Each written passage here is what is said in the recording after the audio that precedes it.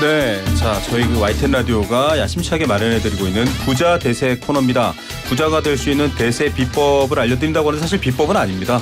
지난번에도 저희가 유튜브 보니까 조회수가 3만 건이 넘는 이 부자 대세 코너를 봤더니요, 다들 아는 얘기네라고 하셨는데, 예, 아는 얘기지만 폭넓게 여러 맥락을 고려해서 아셔야 부자가 될 방법도 쉬운데요. 오늘도 그 얘기를 또 경제 현상을 잘 분석해 주시는 분 두 번째로 모셨습니다.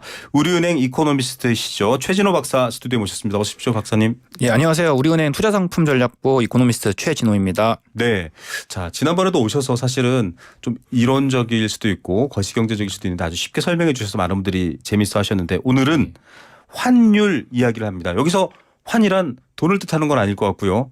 뭔가 교환할 때, 바꿀 때 환을 뜻하는 건가요? 예, 맞습니다. 네, 요즘 환율 얘기가 나오는데 결국은 한국 돈과 미국 돈, 원과 달러의 환율 얘기가 나오고 있습니다. 계속 올라가는 것 같아요. 달러가 비싸진다는 소린가요?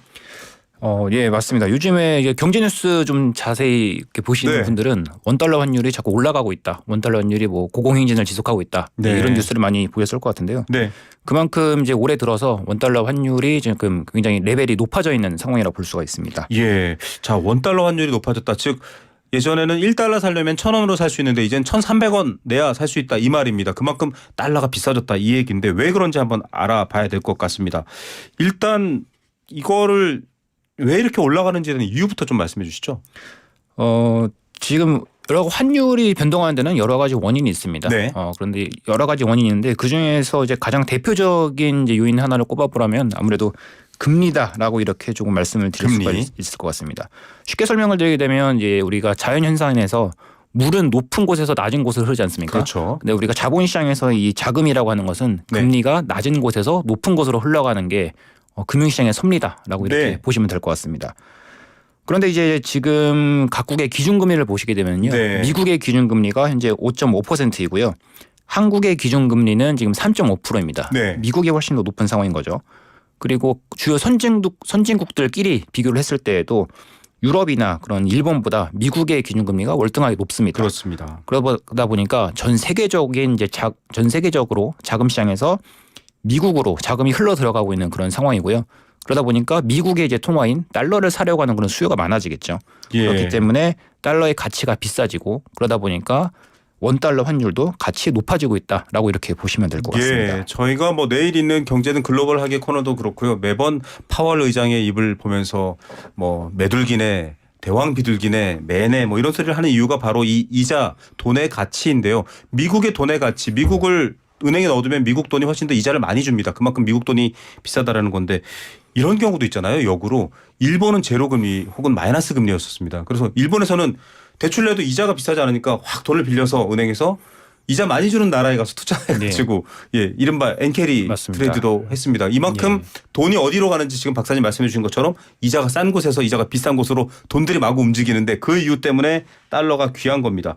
그런데 이게 뭐 갑자기 생긴 일이면 그래서 요즘 올라가는구나 할 텐데, 이미 금리 역전은 오래됐고 미국이 자이언트 스텝 밟을 때 우리는 그만큼 못 올렸거든요. 가계부채도 있고. 네. 그게 어제 오늘 일이 아닌데 갑자기 요즘 들어서 이렇게 고환율에 대한 걱정이 있을까요? 예, 맞습니다. 말씀하신 것처럼 미국하고 한국의 기준금리 역전이 일어난 것은 2022년도 하반기부터였으니까요. 벌써 1년 반 이상이 지속이 된 거죠. 그렇죠. 그런데 이제 올해는 작년 이제 12월 FOMC 때도 그랬고요. 네. 그리고 얼마 전에 있었던 3월 FOMC 때도 그렇고, 드디어 이제 기준금리를 미국이 인하를 하겠다라는 시그널을 공식적으로 표명을 했습니다. 그렇게 되면 앞에서 말씀드렸던 이제 국가 간의 금리 차이라는 거 네. 있지 않습니까? 미국과 한국, 또는 미국과 유럽, 또는 네. 미국과 일본, 이런 국가 간의 금리 차이가 조금은 줄어들 수가 있겠죠. 예, 그렇게 되면은 달러 가치를 조금 약하게 만들면서 원달러 환율이 같이 낮아지는 게 일반적인 흐름이다라고 맞습니다. 이렇게 볼 수가 있습니다. 그래서 실제로 한동안은 원달러 환율이 조금 잠잠하긴 했었습니다. 네. 작년 말 올 초 같은 경우는 이제 1,290원대까지 원달러 환율이 네. 하락하기도 했었고요. 그런데 요즘에 이제 금융시장에서 나타나고 있는 이제 재미있는 현상 중에 하나가 뭐냐면요. 예. 연준이 지지난주 이제 3월 FOMC에서 올해 기준금리 인하를 3번 하겠다라고 점도표를 통해서 말을 했음에도 불구하고 실제로 그럴 수 있겠느냐라고 하는 금융시장의 의구심이 점점 높아지고 있다는 네. 거죠. 지난주에 미국의 고용시장 지표가 발표가 되었는데요. 네.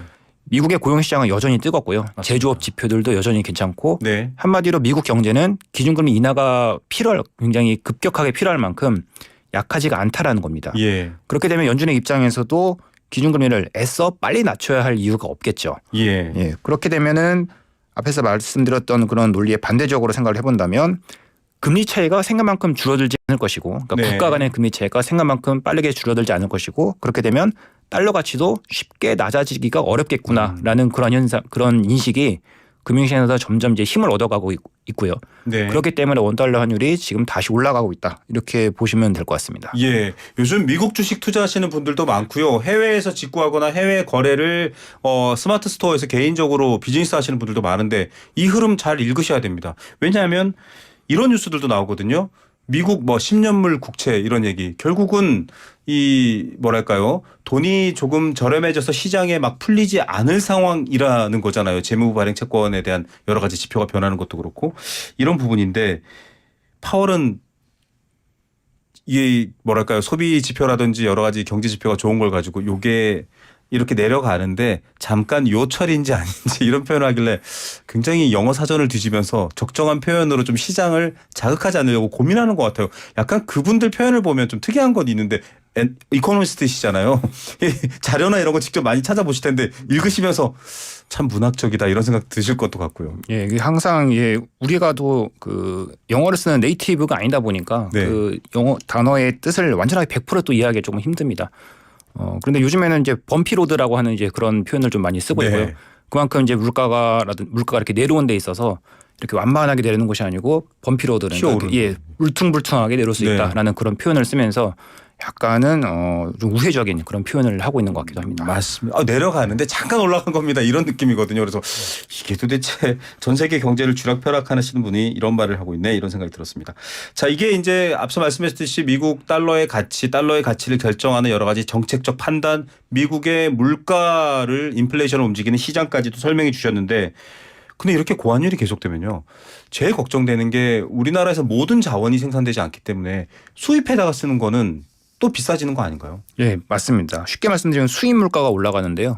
예를 들어서 설명을 드리자면 한국이 원자재가 이렇게 많은 국가는 아닙니다. 그럼요. 특히 석유도 그렇고요. 예, 석유는 한 방울도 나지가 않죠. 예, 그렇기 때문에 원유를 대부분 다 수입을 해오는데 만약에 환율이 1달러당 1,200원일 때에는 우리가 원유를 1달러치 사갈 때 1,200원만 이제 지급을 하면 되는데 그렇죠. 환율이 만약에 1,500원까지 올라간다라고 한다면 똑같은 원유를 사오는데 1,500원을 주고 사와야 되니까 300원을 더 주고 맞습니다. 비싸게 사와야 되는 거죠. 특히 한국 같은 경우는 이제 국가 경제 구조상 제조업 굉장히 강한 제조업 맞습니다. 강국이지 않습니다. 그런 제조업에 반드시 필수적으로 들어가는 것이 원유라고 볼 수가 있는데요. 에너지죠. 예, 그렇다 보면은 아무래도 산업 전반에 이제 비용이 올라가는 그런 효과가 나타날 수 있겠고요. 산업의 비용이 올라간다면 이 기업인들도 소비자 물가, 그러니까 즉 출하되는 그 상품의 가격에다가 일정 되죠. 부분을 전가를 할 수밖에 없는 네. 이제 그런 상황이 될 수밖에 없겠죠. 예. 그렇게 되면 우리가 이제 접하는 모든 이제 물품의 가격들이 조금씩 올라가면서 쉽게 말씀드려서 소비자 물가 상승률이 다시 올라가는 이제 그런 현상으로 좀 이어질 가능성도 없잖아 있습니다. 그러면 지금 이제 주택담보대출 갚는 분들 막 허덕허덕 와 이자 때문에 힘들다라고 하시는데 이자가 내려갈 수가 없는 거죠. 맞습니다. 네. 수입 물가가 올라가게 되고 이 소비자 물가가 올라가게 되면 통화 정책을 주관하는 한국은행 입장에서도 기준금리를 내리기가 조금 망설여지는 그런 환경이 되는 것이죠. 맞습니다. 가격이 오른다라는 것, 인플레이션이 있다라는 걸 때 돈이 풀리거나 완화되면 더 물가가 올라갑니다. 그러면 더 비극이 악순환이 생기기 때문에 못한다 이런 얘기인데 반대로는 이렇게 생각할 수 있지 않아요? 만약에 우리가 반도체를 만들어 팔고 제가 어떤 물건을 막 미국에 판다라고 생각하면 뭐랄까요? 굉장히 그 달러로 결제를 받으니까 벌어들이는 돈이 더 큰 거 아닙니까? 이렇게 고환율일 때는. 네, 맞습니다. 수입하는 입장에서는 제가 말씀을 드린 거고요. 수출하는 입장에서는 똑같은 물건을 팔더라도 원화를 더 많이 가져올 수가 있는 거니까요. 네. 이걸 보고 이제 수출의 채산성 효과다라고 이렇게 말씀을 드릴 수가 있는데요. 이것은 사실 경제학 교과서에서 네. 많이 나온 얘기긴 하죠. 환율이 네네. 올라가면 수출이 개선된다라는 네. 건데 지금 한국 경제 같은 경우에는 주로 수출하는 품목들이 그렇죠. 과거에 비해서 많이 달라졌습니다. 네. 과거에는 우리가 주로 수출하는 품목들이 아무래도 이제 그 소비재. 예, 네. 그렇죠. 그러니까는 고 기술을 바탕으로 한 상품이라기보다는 네네. 예, 노동 집약적인 그런 상품들을 그렇죠. 예, 수출했던 반면에 최근에는 뭐 반도체, 자동차, 네. 석유화학 제품 이런 고기술 제품을 수출하고 있기 때문에 이런 것에 대한 가격이 이제 변동된다 하더라도 네. 그것에 대한 이제 물량 탄력성이 크지가 않습니다. 변화가. 예. 예, 그렇기 때문에 뭐 때에 따라 다르긴 하지만 지금 같은 경제 환경에서는 환율이 올라간다고 해서 그것이 국가 경제를 끌어올리는 그런 효과는 과거보다는 조금 줄지 않았나 이런 네. 판단을 하고 있습니다. 일상적으로는요. 지금 여행 계획하신 분들 중에 달러 환전해서 써야 되는 분들 왜 이렇게 비싸 하실 텐데 그러면 이제 미국 FOMC를 쳐다보고 계시면 됩니다. 저거 왜 안 떨어지나? 그러면 나 여행 갈 때 좀 부담될 텐데 이렇게 쉽게 좀 이해하셔도 되고 그것보다는 지금 말씀하셨던 것처럼 이게 한국의 기준금리 금통위의 기준금리까지 연결돼 있고 또 우리은행 이코노미스트시고 경제 박사시잖아요. 주변에서 와 정말 주담대 내다가 죽을 것 같다. 이제 언제 떨어지냐 막 물어보실 것 같은데 이런 상황이면 보통 뭐라고 설명해 주세요? 네, 맞습니다. 올해는 연준이 이제 기준금리를 인하한다고 그렇게 표명을 했고 그렇게 네. 되면 한국은행도 조금 완화하고 돌아설 이제 조금 여지가 생기기 네. 때문에 될 수 있으면 이제 주변에 이제 지인분들에게 대출을 받을 때 변동금리로 받아라라고 네. 이렇게 말씀을 많이 들었는데요. 이렇게 고환율이 계속되게 된다면 한국은행도 기준금리를 인하할 수 있는 그런 시기를 점점점 늦출 가능성이 좀 높아지겠고요. 그렇죠. 그렇게 되면 제가 본의 아니게 주변 분들에게 약간 틀린 말을 한 고통을 좀 것처럼 드린 건데. 고통을 드린 것 같은 네. 그런 그렇게 뭐 보실 수도 있을 것 같습니다. 예. 네. 하지만 또 뭐 경제 현상이라는 게 뭐 하나 정해지면 5년 10년 가는 건 아니니까요. 또 네. 뭐 미국도 기준금리를 안 내릴 수는 없다라는 의견이 팽배하니까 아무래도 뭐 단계라든지 여러 가지 곡선이 완만해질 수는 있겠지만 변화가 있을 겁니다. 궁금하시면요. YTN 라디오 생생플러스 또 부자 대세 시간 또 여러 가지 다른 코너들 많이 들으시면 그 흐름 읽으실 수 있습니다. 그렇게 알고 가시면 또 훨씬 더 도움이 될 것 같고요. 오늘 말씀 여기까지 듣겠습니다. 감사합니다. 네, 감사합니다. 네, 우리은행 최진호 투자상품전략부 이코노미스트였습니다.